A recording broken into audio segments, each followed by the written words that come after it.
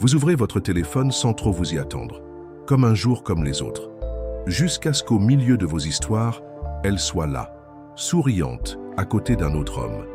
Une légende légère et drôle, le genre qui semble innocent au premier abord, mais qui vous met immédiatement mal à l'aise. Vous essayez de faire preuve de naturel, de ne pas vous laisser ébranler, mais quelque chose en vous ne peut ignorer. Votre esprit se met à fouiller dans vos souvenirs récents, à la recherche de détails qui vous semblent désormais suspects. Ce changement de ton, ce nom surgit de nulle part, ces silences devenus plus fréquents. Et puis, une question brûlante surgit. Est-ce qu'elle fait ça exprès? Le problème n'est pas l'histoire en elle-même, c'est le schéma. C'est la répétition subtile de comportements apparemment inoffensifs, mais qui ont le même effet qu'une provocation voilée. Et le pire, c'est qu'on le ressent, mais on ne peut pas le prouver. On sait qu'on est mis à l'épreuve, mais on a peur de paraître faible en manifestant son malaise. Beaucoup d'hommes réagissent avec précipitation. Certains affrontent et s'éloignent, comme des hommes peu sûrs d'eux. D'autres restent silencieux et ravalent leur douleur. Et il y a ceux qui tentent de jouer le même jeu, croyant que cela leur donnera un avantage. Mais le véritable tournant commence lorsque vous comprenez que le jeu émotionnel ne vous retient captif que si vous acceptez d'y participer.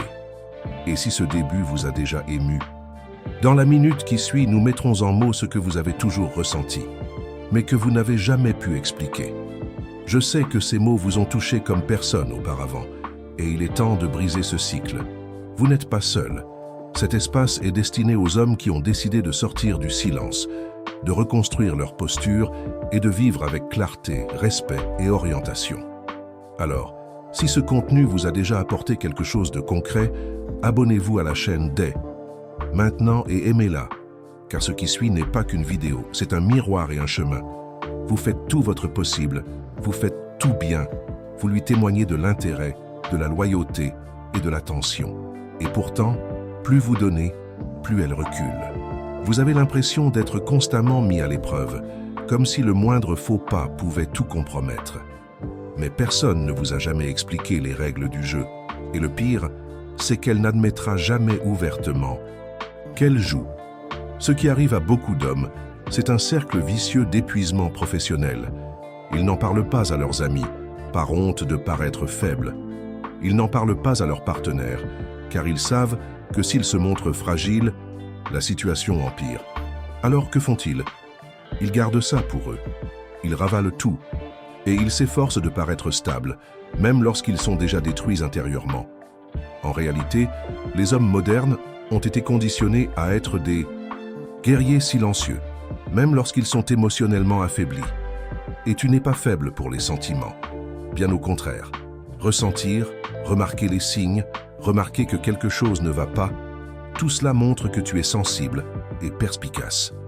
Le problème n'a jamais été l'émotion elle-même. Le problème, c'est quand tu en deviens esclave, quand ta réaction est exactement celle qu'elle voulait provoquer. Car lorsqu'une femme décide de susciter délibérément la jalousie, elle cherche une réponse. Elle veut évaluer ta stabilité. Elle veut voir si tu te perdras à essayer de comprendre ou si tu resteras les pieds sur terre. Elle veut savoir si tu as besoin qu'elle se sente homme ou si tu es un homme malgré elle. Cela peut paraître dur, mais c'est vrai. Et comprendre cela est la première étape pour sortir de ce cycle. Vous n'êtes pas seul. Chaque jour, des hommes du monde entier sont mis à l'épreuve émotionnellement, sans même le savoir. Et lorsqu'ils échouent à ces tests, ils perdent quelque chose de bien plus précieux que la relation, le respect. Et lorsque le respect disparaît, il ne reste que la confusion. Alors, avant d'aller plus loin, comprenez ceci. Vous n'êtes pas ici pour gagner une dispute. Vous êtes ici pour vous reconquérir. Car seul un homme qui se connaît profondément peut gagner ce genre de guerre silencieuse. Et maintenant que vous comprenez l'origine de cette douleur, passons à l'étape suivante. La promesse d'une transformation qui changera la façon dont vous réagissez à tout cela. Maintenant, réponds-moi sans filtre. À quel moment avez-vous réalisé que vous vous sacrifiez simplement pour essayer de garder quelqu'un près de vous? Était-ce un silence que vous avez fait semblant de ne pas remarquer? Était-ce ce compliment qui n'est jamais venu? Ou cette étrange sensation de toujours marcher sur des œufs? Notez-le dans les commentaires, non pas pour vous défouler, mais pour marquer le moment précis où votre tournant a commencé. Car, lorsque vous avez le courage de nommer la blessure, vous commencez à guérir ce qu'elle a tenté de détruire. En vérité, la plupart des hommes qui regardent ce genre de vidéos ne cherchent pas seulement à comprendre le comportement féminin. Ils souhaitent retrouver ce qu'ils ont perdu en chemin. Le calme, la clarté et le contrôle de leurs émotions. Car lorsqu'on est mis à l'épreuve par quelqu'un qui prétend nous aimer tout en essayant de nous rendre jaloux, il ne s'agit pas seulement de la relation. Il s'agit d'identité. De savoir jusqu'où on peut tenir bon même lorsqu'on est attaqué là où ça fait le plus mal. Et ce que vous découvrirez ici n'est pas un manuel pour manipuler quelqu'un en retour. Ce n'est pas un jeu de vengeance. Bien au contraire. C'est un chemin de retour vers vous-même. Un retour au contrôle émotionnel que vous avez perdu à un moment donné. Peut-être lorsque vous avez trop essayé de faire vos preuves, peut-être lorsque vous avez cédé juste pour éviter de perdre quelqu'un. Peut-être lorsque vous avez pris le silence pour de la faiblesse. Si vous restez jusqu'à la fin de cette vidéo, vous comprendrez chaque signal qu'elle vous envoie lorsqu'elle veut vous déstabiliser. Vous identifierez chaque provocation déguisée en plaisanterie. Et surtout, vous apprendrez comment l'homme stoïque réagit, ou plutôt, comment il ne réagit pas. Car il existe une force qui n'a pas besoin d'élever la voix, de riposter, de se justifier. Cette force est silencieuse, froide. Et pour cette raison même, elle est irrésistible. Et lorsque vous accédez à cette force, plus aucun jeu ne peut vous déstabiliser. Si vous êtes déjà engagé sur cette nouvelle voie, l'étape suivante est cruciale. Vous apprendrez les principes qui définissent un homme stoïque et pourquoi ils le font changer, même sans dire un mot. Avant de continuer, je veux vous faire une invitation simple, mais puissante. Écrivez juste une phrase dans les commentaires « Je suis sur ce chemin ». Si vous sentez que ce voyage est aussi le vôtre, car ici, pas de public, mais une fraternité. Et en écrivant cela, non seulement vous affirmez un engagement silencieux envers vous-même, mais vous montrez aussi que vous faites partie d'un groupe d'hommes qui ont décidé d'évoluer sans crier, de grandir sans mendier et de prendre position sans perdre leur paix. Il existe une image que peu de gens reconnaissent, mais qui définit parfaitement l'homme stoïque. Il observe le chaos et reste imperturbable, alors que le monde émotionnel qui l'entoure rugit, le provoque et tente de le déstabiliser. Il choisit de ne pas réagir impulsivement, non pas parce qu'il ne le ressent pas, mais parce qu'il le ressent consciemment. Il n'est pas froid, il est sous contrôle. Et cela effraie, intrigue et impose le respect, surtout quand celui qui le teste s'attend au contraire. Une femme qui teste un homme en le rendant jaloux ne joue pas seulement avec ses sentiments. Elle cherche des informations. Elle veut comprendre s'il est prévisible, jaloux ou explosif, ou s'il a un ancrage intérieur qui ne bouge pas au gré des caprices extérieurs. Le problème, c'est que la plupart des hommes croient encore que réagir est une preuve de force. Or, la vraie force réside dans la maîtrise de la réaction, dans l'observation de la situation de l'intérieur, la compréhension du jeu et la décision de ne pas y participer. Le stoïcisme n'est pas une question d'indifférence, c'est une question de clarté. Un homme stoïque ressent tout. Il n'en fait simplement pas un drame. Il ne cherche pas à se venger. Il ne se perd pas à essayer de prouver sa valeur. Au contraire, il sait que plus il essaie de faire ses preuves, moins il démontre de valeur. Car la vraie valeur ne se crie pas. Elle se perçoit dans le silence. Elle se reflète dans la posture, dans la fermeté du regard, dans le calme avec lequel il s'éloigne lorsqu'il réalise qu'il est mis à l'épreuve. Les hommes stoïques ont un code, un ensemble de principes qui agissent comme un bouclier émotionnel. Ils ne réagissent pas aux provocations émotionnelles, car ils ont déjà défini qui ils sont avant tout. Ils n'ont pas besoin de validation. Ils ne quémandent pas d'attention.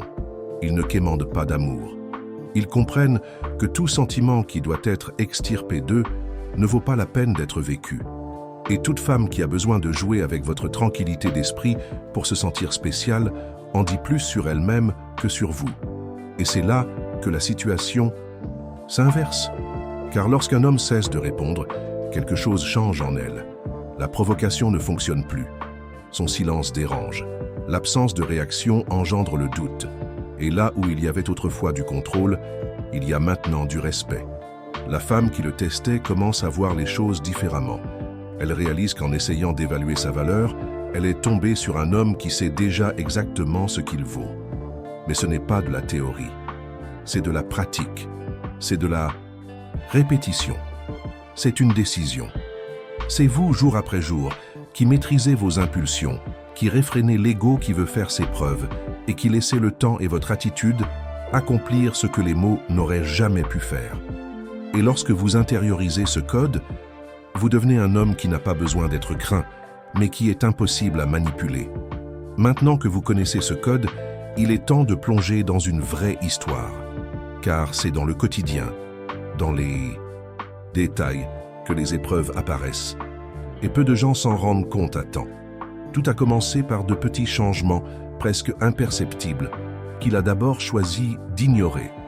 Elle s'habillait mieux lorsqu'elle sortait seule, répondait plus lentement aux messages disant qu'elle était occupée, même après des heures de connexion, et petit à petit, elle laissait tomber des phrases comme « Tu mérites quelqu'un de mieux », en plaisantant, mais avec un regard vide, sans l'éclat d'avant. Plein des noms qui n'avaient jamais fait partie de sa routine, collègues, amis, tips drôles, ont commencé à surgir dans les conversations, comme s'ils avaient toujours existé. Il essayait de rester rationnel. Il se disait que ce n'était qu'une phase, que c'était peut-être juste un manque d'assurance. Elle continuait à dire qu'elle l'aimait. Ils étaient toujours ensemble, mais il sentait que quelque chose avait changé dans l'air. C'était comme tenir du sable dans ses mains. Plus il essayait de le retenir, plus tout lui échappait. Un soir, alors qu'elle regardait un film, elle rit à cause d'un message sur son téléphone. Lorsqu'il regarda, elle tourna l'écran. Interrogée, elle répondit « Rien de grave, juste Lucas du travail ». Il rit, mais quelque chose en elle se ferma. Le lendemain, elle publia une story avec des amis, mais dans le reflet de la vitre, un visage masculin apparut. Lorsqu'elle commenta, on lui dit qu'il était paranoïaque. Il essaya d'y croire, mais la paix qu'il ressentait auparavant se brisa. Quelques jours plus tard, elle lui demanda pourquoi il était plus froid, plus distant. Et il ne savait pas quoi répondre, car il avait du mal à expliquer qu'il prenait ses distances avec quelque chose qu'il ne ressentait plus. Il ne comprendrait que bien plus tard. Ce n'était pas une trahison, c'était une épreuve émotionnelle, un jeu subtil, mais cruel. Et il était tombé, en essayant de prouver sa force, alors qu'en réalité, il lui suffisait de rester ferme et silencieux. Le plus grand piège du test émotionnel n'est pas le jeu en lui-même, mais précisément son invisibilité. Il ne commence pas par une vive dispute, ni n'arrive avec un avertissement direct. Il s'infiltre dans des détails infimes, des actions apparemment spontanées, des décisions qui, à première vue, semblent être de simples choix du quotidien, mais qui, en réalité, n'ont qu'un seul but. Observez vos réactions. Lorsqu'une femme commence à provoquer intentionnellement la jalousie, elle ne cherche pas une réponse verbale. Ce qu'elle veut vraiment, c'est lire ce qui se cache entre vos comportements, dans vos silences, dans vos regards, dans la façon dont votre énergie change face à la provocation. Elle veut savoir si vous êtes le genre d'homme qui se désespère intérieurement, qui cède à ses propres insécurités, qui se perd dans des pensées décousues et commence à réagir par peur. Ou si vous êtes le genre d'homme qui voit le jeu se jouer et décline tout simplement. L'invitation. Lorsqu'elle réalise qu'elle a le pouvoir de vous déstabiliser émotionnellement, même subtilement, elle se sent validée. Et, à ce moment-là, peu importe votre maturité et votre assurance, ce qui compte, c'est ce que vous démontrez. Si votre posture trahit une insécurité, même minime, elle comprend. Je tiens son contrôle émotionnel entre mes mains. Et ce type de contrôle est l'un des plus addictifs pour ceux qui apprennent à l'utiliser. Il est important de comprendre que, souvent ce jeu n'est pas motivé par une malveillance délibérée. Dans la plupart des cas, la provocation est inconsciente, alimentée par un besoin d'attention, de validation et un sentiment de domination. Cependant, même inconsciente, l'effet qu'elle produit sur vous est réel. Vous ressentez le choc, l'inconfort, la tension. Et si vous n'êtes pas préparé émotionnellement, vous finissez par réagir de la pire des manières. Vous essayez de prouver que vous allez bien, de démontrer que vous êtes imperturbable, de forcer une nonchalance qui n'existe pas. Et croyez-moi, cet acte, elle le sent. Le jeu émotionnel est dangereux car il ne repose pas sur des vérités absolues. Il repose sur des perceptions. Et dans l'univers émotionnel, la perception est primordiale. Si elle sent que vous êtes mal à l'aise, même sans le dire, elle continue. Si elle sent que vous avez hésité sans réagir, elle en rajoute. L'absence de position claire est perçue comme une fragilité. Et à ce moment-là, l'équilibre de la relation bascule. Et c'est précisément là que réside la différence entre l'homme ordinaire et l'homme stoïque. L'homme ordinaire cherchera à comprendre, exigera des explications, posera des questions déguisées en plaisanterie, fouillera son téléphone à la recherche de réponses qui apaiseront son angoisse. Mais même s'il tente de paraître calme, son regard trahira le désespoir. L'homme stoïque, quant à lui, ne se laisse pas perturber par le jeu, car il comprend que le pouvoir ne réside pas dans la réaction, mais dans la décision. Il observe, analyse et choisit sa ligne de conduite. Il ne s'explique pas, n'accuse pas, ne plaide pas. Il change simplement de position. Et ce changement, silencieux et inattendu, démantèle complètement toute tentative de manipulation. L'homme stoïque n'a pas besoin de prouver quoi que ce soit, car il sait que le véritable respect naît de la fermeté et non de l'insistance. Plus il maîtrise ses émotions, plus il perçoit clairement tout ce qui l'entoure. Et plus il acquiert de clarté, moins il devient vulnérable. Il ne se protège pas par des excuses, mais par sa présence. Et cette présence change tout. Maintenant que vous voyez clairement ce qui était autrefois déroutant, il n'y a plus de place pour la tromperie. La vérité a été révélée. Et même si cela fait mal au début, c'est le premier pas vers votre liberté émotionnelle. Ce que vous vivez n'est pas une trahison pure et simple, c'est une épreuve qui révèle le degré de contrôle que vous exercez sur vous-même, ou le pouvoir que vous cédez librement. Mais ce n'est pas tout. Maintenant que vous comprenez la structure de ce jeu invisible, il est temps de tourner la clé. À l'étape suivante, vous découvrirez comment le stoïcisme devient le bouclier le plus puissant qu'un homme puisse porter. Non seulement pour survivre à ce type de relation, mais aussi pour rester inébranlable en toutes circonstances. C'est à ce moment-là que tout commence à changer. Car désormais, la vérité révélée, l'homme n'agit plus dans l'ombre. Il sait que ce qui est en jeu n'est pas seulement la relation, c'est sa propre maîtrise de ses émotions. Et c'est là qu'intervient le stoïcisme, non pas comme une philosophie lointaine, mais comme un outil pratique, un véritable bouclier émotionnel. Être stoïque ne signifie pas être insensible, c'est être profond. Il s'agit de comprendre que toute douleur n'a pas besoin d'être exprimée, ni toute provocation d'une réponse. L'homme stoïque ne réprime pas, il choisit. Il ressent mais ne cède pas à ses émotions. Il observe mais ne se précipite pas pour interpréter. Il analyse mais ne prend pas de décision sous le coup de l'émotion. Ce temps d'arrêt entre le stimulus et la réponse est ce qui définit sa force. C'est dans ce temps d'arrêt que réside sa puissance. Lorsque vous répondez à l'épreuve émotionnelle avec une froideur consciente, la dynamique change. La femme qui tentait auparavant de vous provoquer commence à se questionner. Pourquoi ? Ne réagit-il pas? Pourquoi ne pose-t-il pas de questions? Cela ne l'intéresse-t-il pas? Ces questions la touchent plus que n'importe quelle dispute. Car ce qui déroute, intrigue. Et ce qui intrigue, attire. Non pas par manipulation, mais par contraste. L'homme stoïque se distingue précisément par sa rareté. Et tout ce qui est rare impose sa présence. Marc Aurèle, l'un des plus grands représentants du stoïcisme, a dit « Tu maîtrises ton esprit, pas les événements. Prends-en conscience, et tu trouveras la force. » Cette phrase résume bien ce qu'il faut comprendre. Tu n'as aucun contrôle sur les épreuves auxquelles il te soumettra. En revanche, tu maîtrises totalement ta réaction, et ce choix t'appartient. Il l'a toujours été, mais tu ne peux le faire que lorsque tu comprends que le jeu n'est pas une question de bien ou de mal, d'amour ou de méfiance. Le jeu est une question de maîtrise émotionnelle. L'homme stoïque transforme chaque provocation en opportunité de découverte de soi. Il ne tombe pas dans le cycle des réactions automatiques. Il crée un espace entre son action et son choix. Et c'est dans cet espace qu'il construit sa véritable identité. Une identité qui ne dépend pas de l'approbation, qui n'est pas ébranlée par le mépris, qui ne désespère pas en silence. Il sait que sa valeur est intacte, même lorsque personne ne la reconnaît, car la reconnaissance extérieure n'a jamais été le baromètre de qui il est. Et lorsque vous incarnez cet esprit, quelque chose change en vous. Votre regard devient plus ferme, vos paroles plus mesurées, vos décisions plus claires, et l'énergie autrefois gaspillée à vouloir plaire se concentre désormais uniquement sur la préservation de votre paix. Inutile de crier, inutile d'accuser, inutile de prouver que vous avez raison. Il vous suffit d'être si entier, si centré, que toute tentative de vous déstabiliser soit vaine. Il est maintenant temps de mettre tout cela en pratique. Dans les prochaines minutes, vous découvrirez les 4 signes les plus évidents qui révèlent ce jeu. Et si vous avez déjà vécu une expérience similaire, vous vous reconnaîtrez dans chacun d'eux.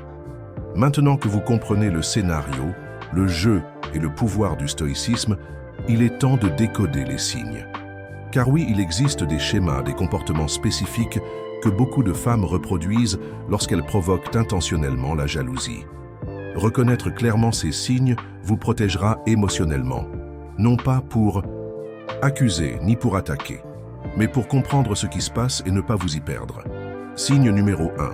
Elle mentionne fréquemment d'autres hommes, dans des contextes qui n'ont aucun sens. Elle pourrait commenter l'humour d'un collègue, le talent de son ex, ou même le fait qu'un ami la comprend mieux que quiconque. Mais attention, ces mentions ne sont pas aléatoires.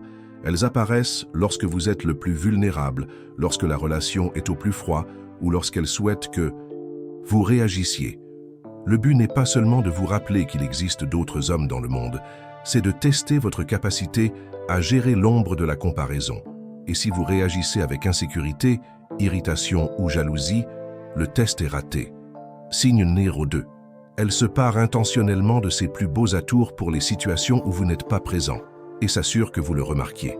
C'est quand elle s'habille plus pour sortir avec ses amis que pour sortir avec vous. Quand elle prend un selfie devant le miroir et oublie de vous le montrer, mais le poste sur ses stories avec une chanson suggestive, ou quand elle revient de quelque part en disant « Waouh, tant de gens m'ont regardé, je me suis sentie belle ». Le but? Voir si vous allez montrer votre insécurité, car quand vous posez trop de questions, que vous remettez trop en question, ou que vous changez de ton, elle sait, elle vous a touché.